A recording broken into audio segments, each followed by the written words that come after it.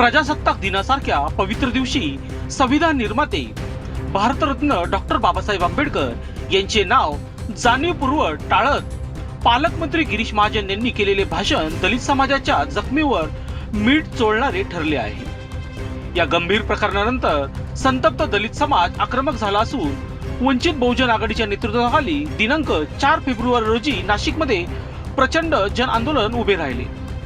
Nashik road येथून सुरू झालेल्या या भव्य मोर्चात हजारो आंबेडकरी अनुयायी, कार्यकर्ते आणि पदाधिकारी सहभागी झाले होते।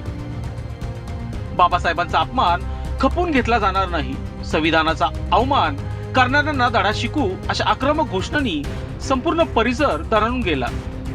पायी काढलेल्या या रॅलीत जनतेचा प्रचंड रोष स्पष्टपणे दिसून आला।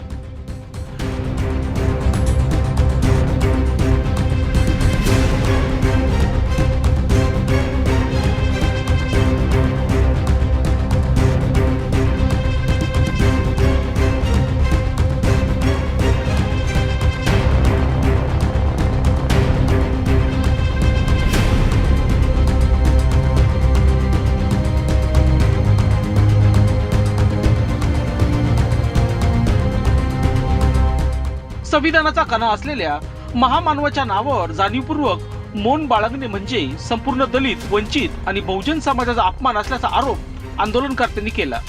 पालकमंत्री गिरीश महाजन यांनी तात्काळ जाहीर माफी मागावी अशी ठाम मागणी मोर्चेकरांनी लावून धरली।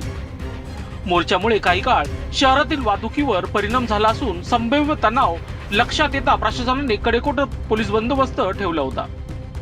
मात्र हा रोष केवळ एका मोर्चापुरता मर्यादित न राहता येणाऱ्या काळात अधिक तीव्र आंदोलना स्वरूपात होईल असा इशारा वंचित बहुजन आघाडीच्या नेत्यांनी दिला आहे।